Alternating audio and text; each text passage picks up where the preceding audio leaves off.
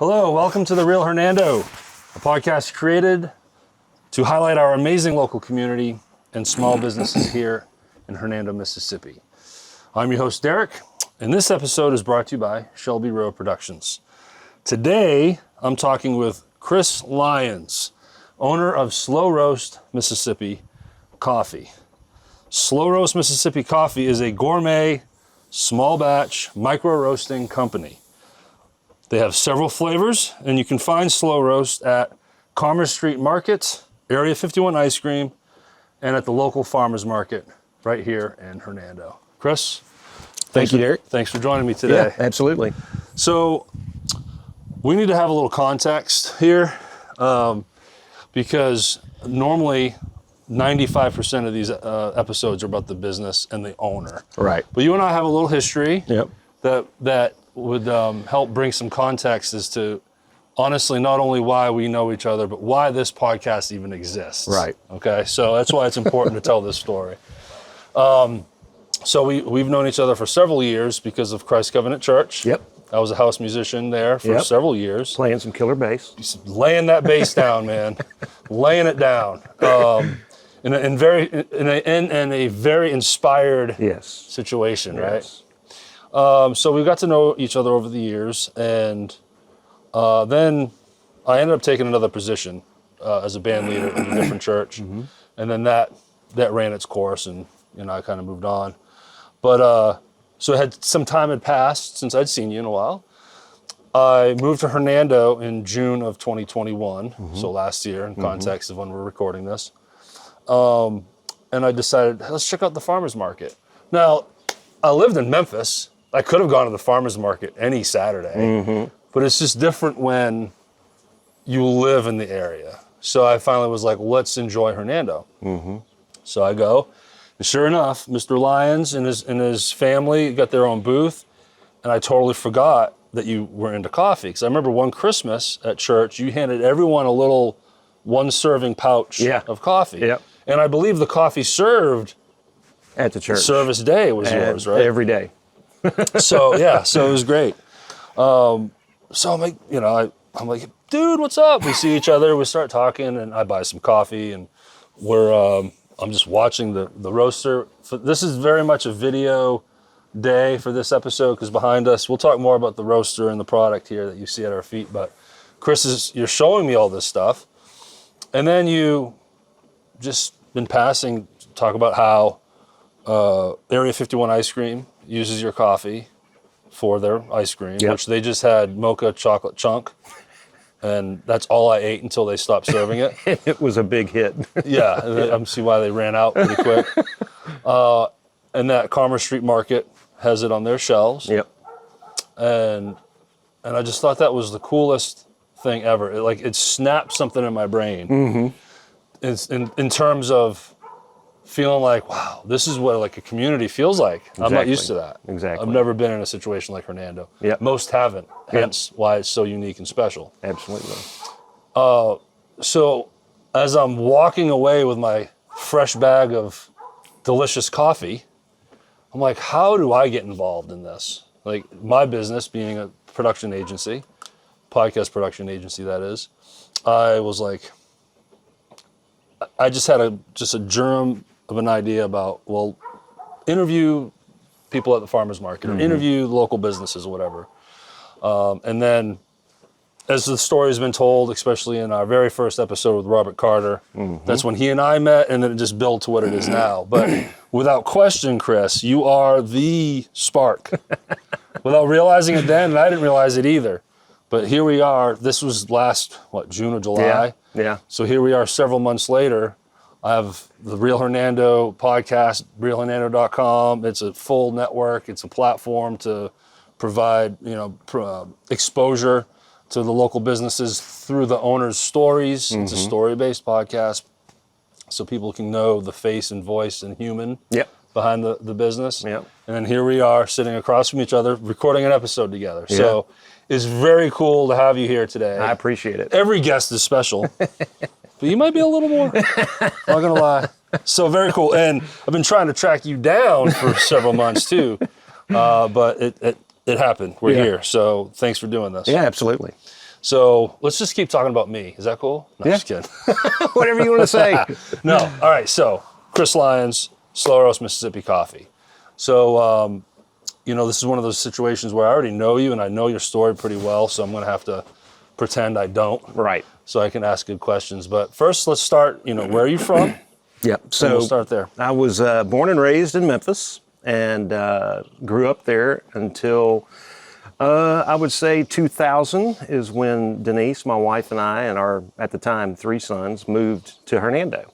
And, it seemed very far away, but it's not. And the thing that was cool about it was that when we first moved to town, I think it was around early 2002, she had actually mentioned, this is such a quaint town. At that time, the population was 6,000 people. It's now closer to 20. Wow. And the thought was, it's too quaint of a town to not have a gourmet coffee shop. And at that time, they didn't. And we might have been a little bit ahead of the time in terms of how acceptance was. And so we were very cutting edge. We started in 2002, Higher Ground Gourmet Coffee Shop. It's actually, the wild thing about this is the original location is where Area 51 is located now, at 100 Commerce Street, because that was my address. Yeah. And now they're carrying the coffee. Embedded in your brain forever. Yeah, exactly. Yeah. And so what happened then was that we started the process. I've worked in the medical device industry my entire life. I'd never run a gourmet coffee shop. I'd never made donuts from scratch. I'd never done any of it. And with the right partners and the time that we were able to invest into it, we really started to make a brand in Hernando. And we set it up as a Christian ministry. That was a primary focus. And yes, if it made a profit, that was a great thing. But it was meant to be so much of an outreach to the community and to be a gathering place. Coffee can be very communal. Yes. Hey, let's meet for coffee. Yes, totally. And you think about a small town at that time like Hernando, where kids wanted someplace to go and meet up. And all of a sudden, coffee wasn't the thing that the older people drank. Yeah. With Starbucks exploding all over the world, it became very commonplace for, the teenagers even to come and hang out at Higher Ground and spend the time there. So we ran that business until the economy basically killed us. No other way to put it. In 2008, we closed the doors almost exactly 7 years to the day that we opened it. And man, the outpouring of, man, I can't believe this is going away. And we loved it so much and it was so good. And it wasn't just about the product, but it's like you said, it was about the community. Yeah. But now before we jump ahead, let's stick with Higher Ground for a little bit. So the beginning of it was just a combination of, you saw a need for something, even though you had no history in ever making coffee, and then you just kind of decided to, well, now I'm going to open up a coffee business. So you saw a need. Yep. But there's a giant leap from need to offering a product. Yes. Especially in brick and mortar. Yes. What was that little journey like there? It was interesting. I mean, number one, I was invigorated by the process of it. It was a lot of fun, but it was a lot of work. And especially in a brick and mortar scenario, and having a big base of employees, and what are the right times to be open? Because Hernando has had a tendency then to be very much a commuter town. I think that's changed a little bit now because of all the localized growth that's happened in and around the city. But as we saw it, it was an opportunity to serve the community, and through that, we got to know the entire town. Yeah. And I think that was the coolest part of this. Yeah. We would keep our hours very, very flexible because we wanted people to be able to get their coffee and donuts before they went to work. And we wanted to be there for them in the afternoons. And so we still had people eating donuts and coffee in the evenings. Yeah. On weekends, we actually would have, through the Visible School in Memphis, which is a forum for basically Christian musicians, we had a tie into them through Ken Stortz, used to be in the band Skillet.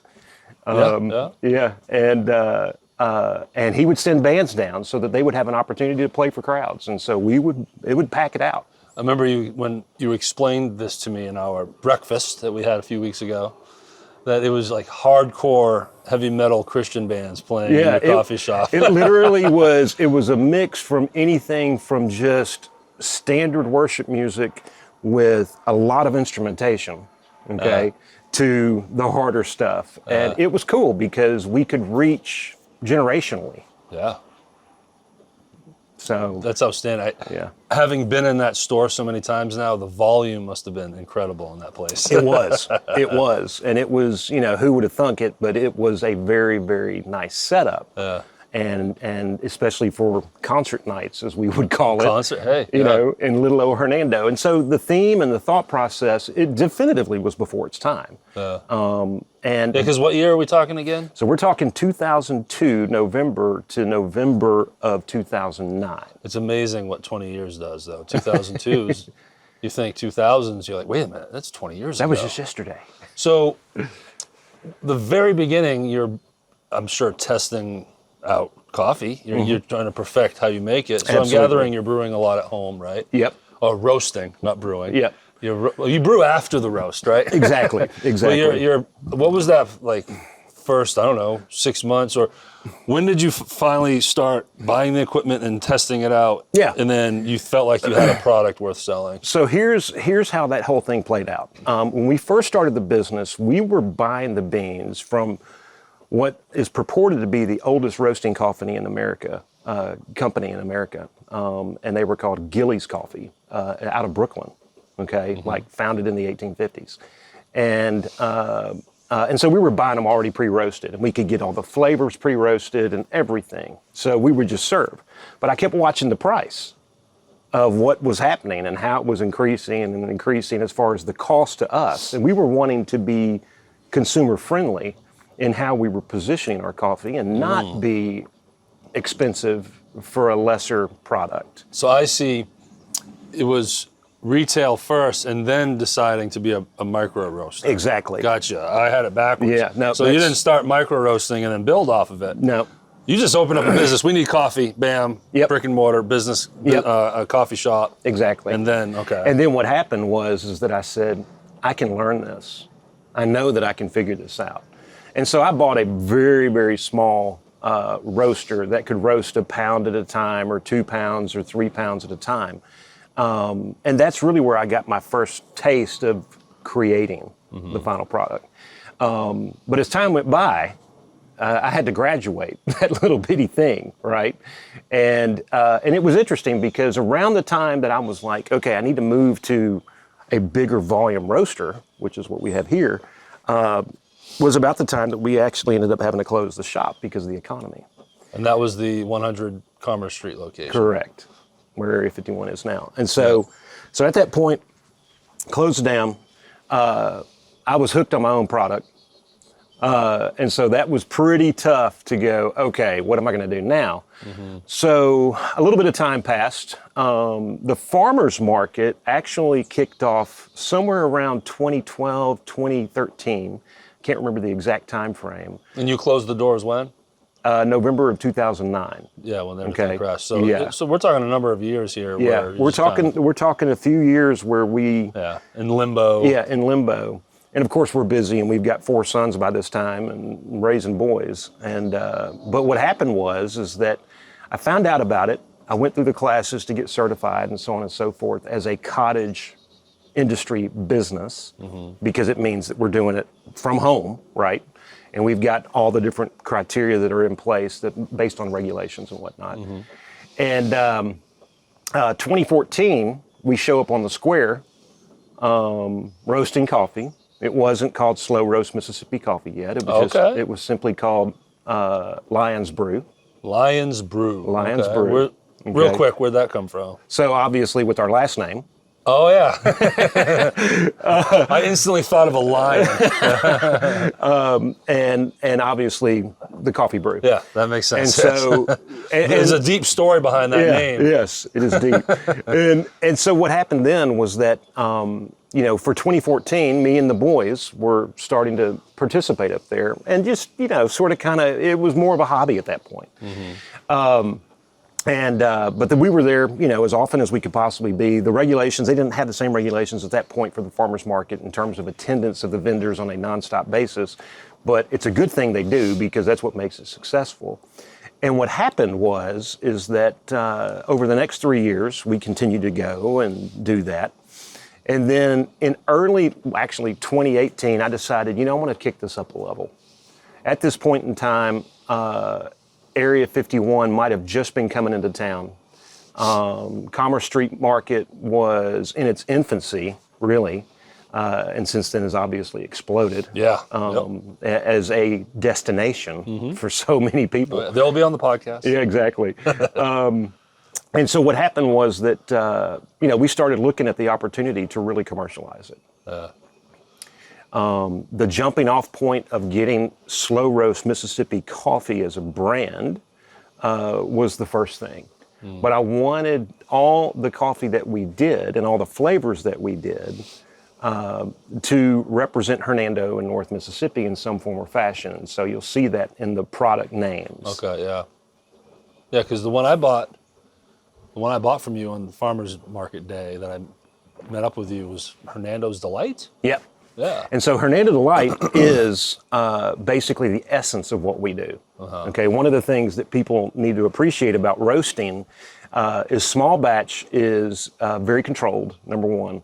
Number two is that what that makes it totally unique is that we're doing it over an open flame. That's not how these massive mass production roasters do it at all. They're on massive $10,000 pieces of capital equipment that roast on a hot plate, okay? And so you're making tons and tons and tons.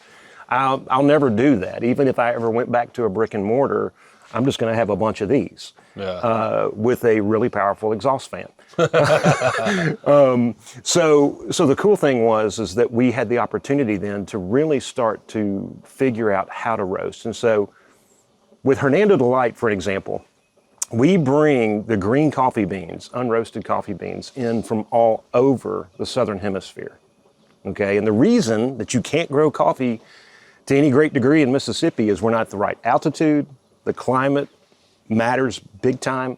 And so what happened is that I started the process of figuring out who were the best fair trade vendors to work with as basically distributors that would receive the coffee from the countries and direct from the fair trade farmers and then distribute it into the hands of whoever was buying it in the United States. Locally, yeah. Exactly.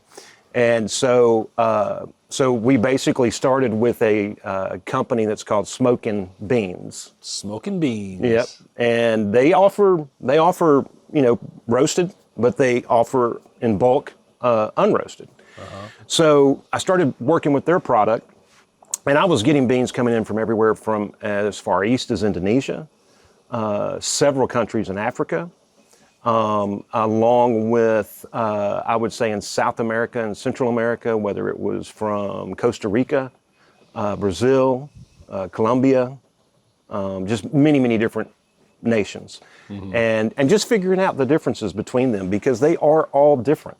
With the Hernando Delight, that's predominantly an Indonesian bean that we'll use. So you're not getting these beans from a shelf at Walmart? Nope. And that's outstanding. I mean, you're getting the beans from direct from the hot spots. Exactly. Like you said, the right altitude, the right temperature, just the right. And we only buy organic beans. We don't buy things that have been pre-treated or washed or whatever. We want to take and present the product as it is found in essence in nature. Because coffee is actually a fruit. That's interesting. Okay. Let's pull from that. Okay. So if you look at coffee, and you can even look it up online, coffee bean, coffee bushes, whatever, they are bushes, and they look like they have cherries on them. Okay. They're very, very red. They're not necessarily as big as a cherry, but the outer covering of it is a fruit. What you're actually roasting, the bean, is the pit. Gotcha. And so they go through an entire process where they got these massive slabs of concrete on these farms where they will take all of the cherries, put them out in the hot sun south of the equator, and let them bake until literally these things just fall off. They harvest the beans out of them, okay, and then they take them through the rest of their cleaning process to basically get them ready for shipping. Whenever I hear a story like that, I always think of who was the first. Like, we were just talking about lobster earlier, a totally different storyline here, but who was the first to grab a lobster and boil it and eat it? Yeah, exactly. So how did this come about? humans decide, do you know the history behind I do that? know the Well, history. Then let's lay it out there, And please. it's really, really interesting. And some people can call it folklore or whatever the case may be, but it was that literally, whether it was the Middle East, because they have some pretty phenomenal coffee there, but definitively Africa, where farmers would see goats eating these things off the bushes, the fruit, the cherry. And all of a sudden, they would see that the spunkiness and spontaneity of these goats reached a whole other level that they hadn't seen. And so that in their mind was like, well, number one, it's not killing them. Maybe what we can do is figure out what's this all about. And so that's really the origin. The year, I have no idea. That's very interesting. And then at some point, when they got to the point where they're cooking these things and the aroma must have been like next level. Absolutely. And the aroma we experience here is very much the aroma they experienced then. And the reason is that then you would have a fire and you would have some form of a pan, and they would harvest out and take off the outer shell and have the beans, and they would literally roast them by spinning the pan on the flame. Wow. And voila, they would go through the process. They would do their cracks, first crack, second crack, so forth, whatever it was that they were wanting. I don't know if they cared about a light roast back then or a dark roast. But we're going to get into those technical terms too here. Yeah. So it was it's a neat story. The first thing I envision when you paint the picture of them just hovering a pan over a flame is Jiffy Pop popcorn over a stovetop. Exactly. Exactly. So that is like micro roasting to the smallest degree. You're roasting exactly what you need in that moment. And they weren't caring about what was referred to or what is referred to in the industry as cupping. Cupping is a process basically where today, with everybody that are the coffee connoisseurs, will try different roasts in small little cups, different beans from different origins, maybe even blends, which is basically combining two beans from two different origins as a blend. Okay. Everything we do is single origin. I don't like to combine because I want the essence of what came from that country in an organic form. And then what would happen is that they would use I would refer to a mortar and a pestle, right? And they would grind up the beans, and then they would pour hot water over it in a cup. Wow. By the way, leaving all the grounds in there. They're not worried They didn't about have some fancy filtering process like we have? Is that what you're telling me, Chris? No, I think we've complicated things. Right? Yeah. As usual, like the internet's a big example of that. Like we're supposed to make life easier. Exactly. Some ways maybe. Exactly. But other ways not so much. Yes, right? totally. So, well, this is fascinating because this has turned into a history lesson on coffee and a tutorial on how this stuff is roasted and everything. And I want to continue on that. So now I would suggest anyone listening to this maybe want to pop over to our YouTube channel and catch the rest of this. I'll do my best. Me and Chris will do our best to paint the picture for you. But there's going to be a lot of visuals here because if you are listening only to this, behind us is the roaster itself, and we're going to be showing some product here too on the front end of us where we're sitting. So first, let's try to paint the picture and what this roaster actually is and how you built it. So basically, the top portion here is a Walmart bought 4-burner grill. And what I did was that I was able to get access to a 60 RPM motor that I needed to attach to the grill along with the switch for the electric so that we're turning the rotisserie This is literally just a rotisserie spigot with no tines. So this device right here, where you said it's the what spins It spins the whole drum. thing at 60 RPM. That's aftermarket, right? Yes. You had to add that. Yeah. And then the drum I had made, it's referred to as a 10-pound drum. It's not because of its weight, but it's because of the volume of beans it can handle. And so if I'm doing a big roast, I can fill this thing up and, really get a lot of product out of it. Typically it'll take, if it depends on humidity, it depends on the time of year, but typically when we're at the market and you guys come by and see us, it'll take 15 to 25 minutes. It just depends on how big of a batch I'm doing. So before we started, we roasted some. How many pounds of beans did you put in there? I think I probably put in 2. 2 pounds? Yeah. And about 15 minutes later, it was smoking and it was smelling delicious. But before we start talking about the cracking, because I think that's interesting too, anything else that you'd like to share about the actual mechanical aspect of this? Yeah, so, and we can even demonstrate it in the YouTube video, but I'm using propane to get the heat element, right? And so we'll turn the burners down to the lowest position, and then we'll fire it up with the igniter. Yeah. Okay, and then I'll turn it to the highest position. Now, if you were cooking burgers on a grill like this, the temperature's not ever going to get any higher than about 350 degrees, okay? And you know how long it'll take to cook burgers at that height without a grease fire. Yeah. There's never been meat on this grill. Let me be clear.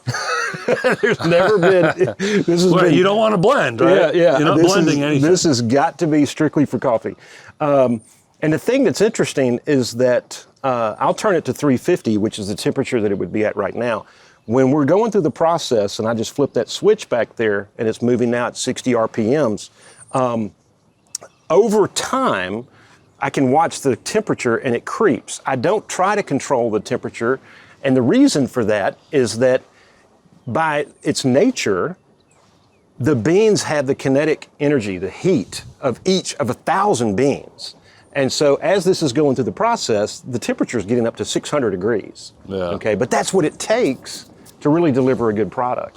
And it was smelling delicious. Yes, it was. Unfortunately, we couldn't have it roasting behind us because of the volume, the sound of it. Yeah. So I don't know if you want to keep those flames going. Yeah, I'll turn them off.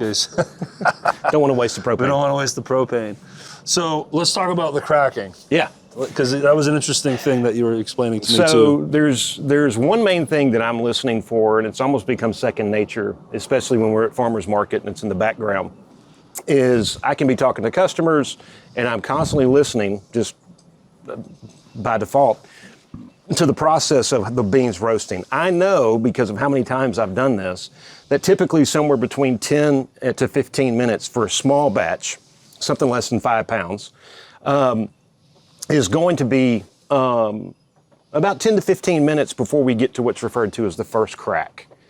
And the first crack, you hear small beans, literally, there's so much water in the beans that this is the water and the oils. The water's being obviously dehydrated out of the beans, and the oils that are within that really add the unique flavor are coming out, and that's why you see that sheen on the bean, okay? You will not see it in a light roast, okay, or a blonde roast for any of the Starbucks fans. But the point is that as we're listening to this, what we're hearing is we're hearing just a little pop here and there. And think of it as popcorn kernels in a pan of oil, okay, just as it first starts, right? And it's slow, but it's consistent. And you'll see a little bit of smoke coming off of the grill at that point. I wait until that's over for the first crack. If I took those beans off the heat at that point, that is going to be a light roast, a blonde roast. And a lot of folks do like that. And to be honest with you, the most caffeine in a cup of coffee is in a light roast. It's kind of... It is not a dark roast. Which I used to make that mistake. Yeah. Thinking dark roast, high caffeine. Yeah, exactly. Yeah. And it's the same thing with vegetables. The more you cook them, you cook out the nutrients. Well, the same thing is true here.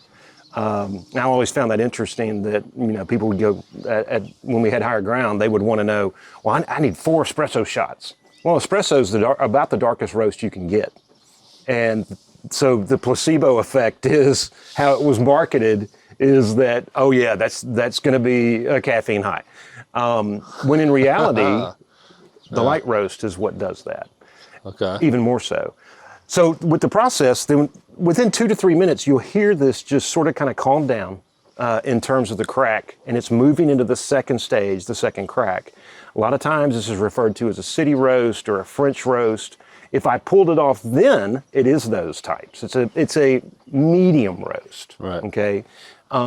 Still mild in terms of the color of the beans. And the flavor and the robust, yeah. Exactly. And then what happens is that cracking all of a sudden just really, really ramps up substantially.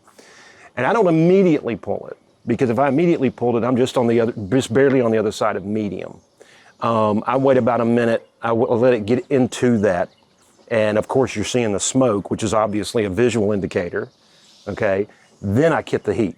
Mm-hmm. And once I cut the heat, then what I love about the rotisserie is that it's the best cooling mechanism for beans, because it's still spinning at 60 RPMs and it cools them down fast. It's amazing when I can hand to people at the market a hot bag of beans. Yeah. It's nobody's experienced. Very few people have experienced that, and so it's really a neat process. So it sounds like, to get where you like to get it to, more of a dark roast, there's a timing aspect. Mm-hmm. And I'm not a chef, but I know enough to know when you cook a steak, you take it off the heat, put it on a plate for 10 minutes, because the enzymes are going to continue to cook. Exactly. So that's how you time a steak out, right? That's right. I have not perfected this, never will, but it's similar with this, right? Yes. So you don't want to wait until it's absolutely, they're cooked where you want it and then kill the heat. Exactly. You want to just judge it just before, so then that next, I would say, 10 minutes that it's rolling and cooling off, yep. Then that's going to get it right where you want it to That's be. exactly right. And you got to take that into account, because if I let it go too long into the second crack, by the time it's truly done cooling, they could be on the verge of being burnt. Right. And I would gather you've probably burnt a batch. We've one or two. I've actually had bean fires. And that's another story based on the fact that, remember, thousands of beans releasing oils. Yeah. Okay. And with that, it doesn't take much for a piece of chaff that comes off the beans to ignite in the base. And all of a sudden, it's a pretty cool looking thing when that's spinning at 60 RPMs and it's on fire, but it's a wasted product. Can we do that now for the video? No, just kidding. So, we could, but.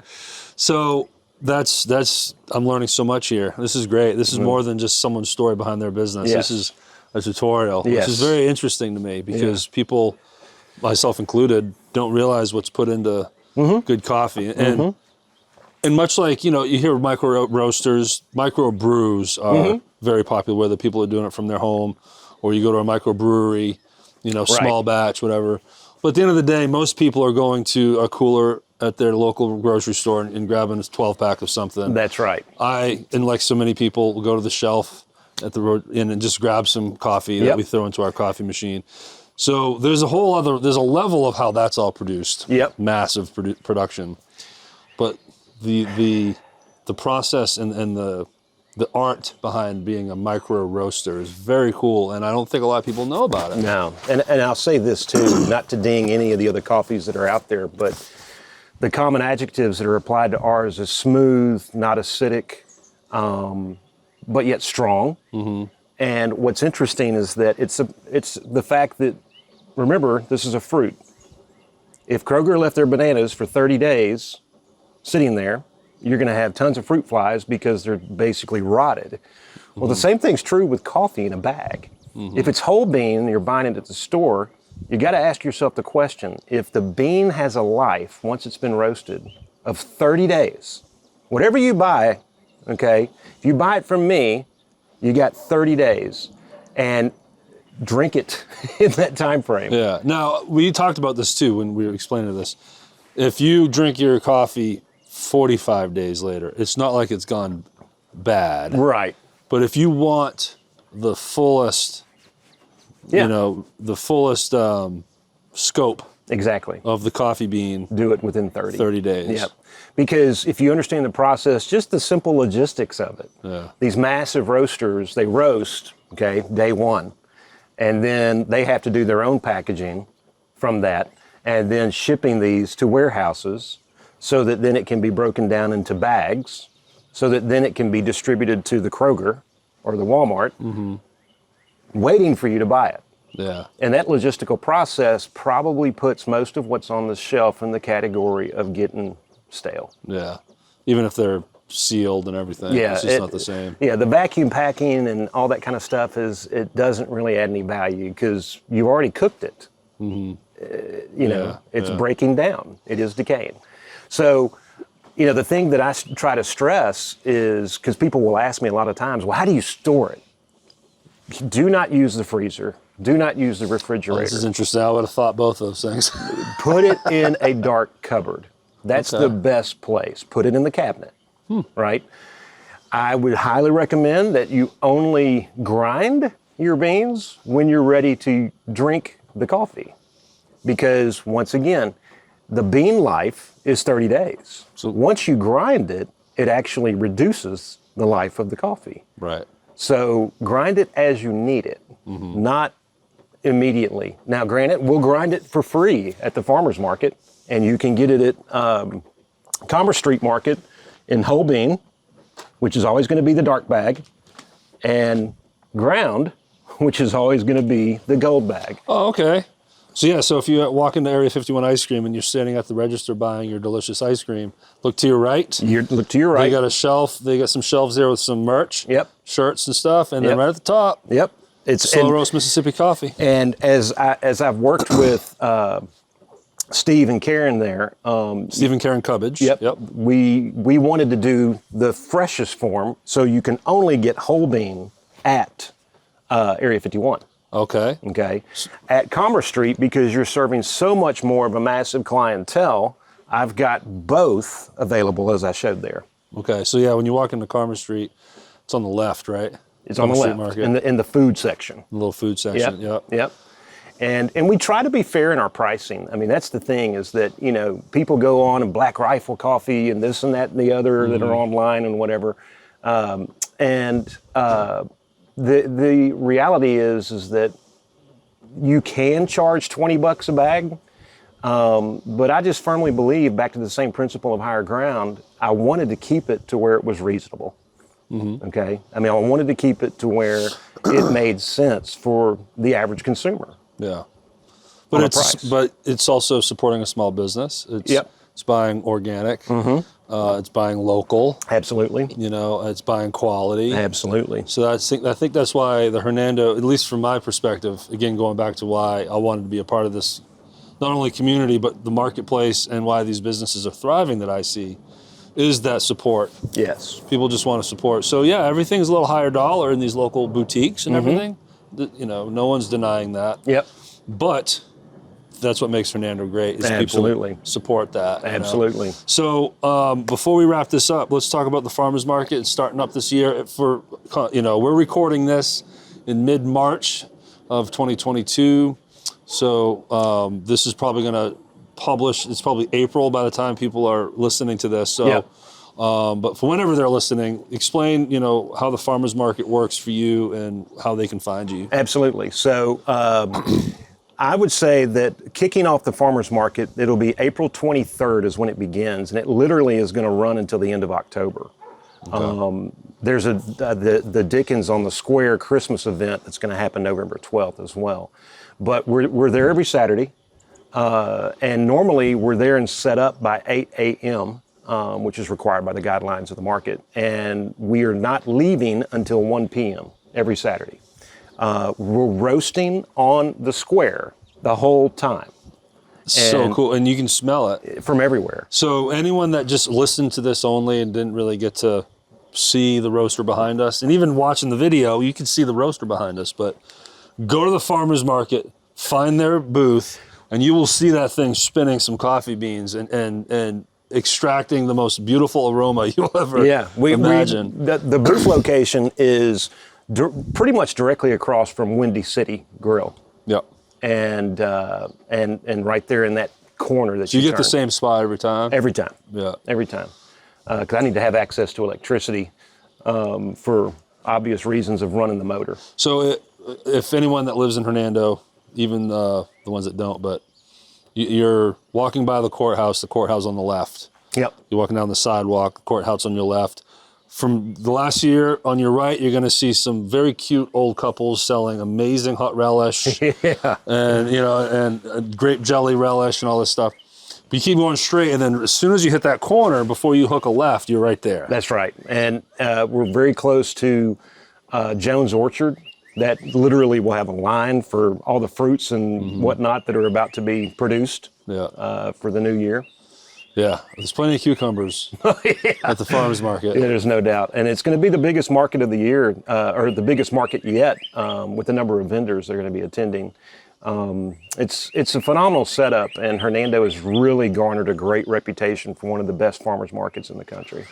Anyone absorbing this content, listening, watching, if they are interested in buying some of your coffee outside of going to a shelf space, like we said, Commerce Street Market, Area 51 Ice Cream, Farmers Market, but do you do any to order small batch? And yeah, we do. If you do, then how can people get in touch with you? Yeah, so I'll say this basically for the local community. We've got a lot of different folks, and this really started during COVID especially, but we have a lot of different people that will go to our Facebook page, which is SlowRoast Mississippi Coffee. They'll message me, and they will say, I need 5 bags, and I need this ground, and I want this type, flavoring and whatever else. And we're going to talk about the flavors, I think, too. And what we started doing, we started actually delivering it to houses and stuffing it in mailboxes because nobody wanted to see each other. So in a way, a little bit like Santa, and coffee shows up and your mailbox smells amazing. That's awesome. Well, yeah, let's briefly, let's talk about the flavors. So we'll wrap this up. And then we're going to do a special video so we can absolutely show this thing moving. Yeah. So I work, once again, everything's organic. If you notice here, okay, as it relates to all the different flavors, this is caramel. Okay? So what we're looking at here is, how would you explain these bottles? They just look like regular white squeeze bottles, right? Yeah, and what they are, here, I'll do one that it's already open. This is organic pina colada. And it's amazing because we introduced this last year at the market. I could drink that. I know you don't want to, but I could. And so many people were like, I'm taking it to the beach with us. I'm taking it to the beach with us. And they were saying that when they came home and they still had it, they still felt like they were at the beach. I was like, that's an inexpensive way to enjoy the beach. So it's just high level concentrated? Yeah, so all it is, it's organic.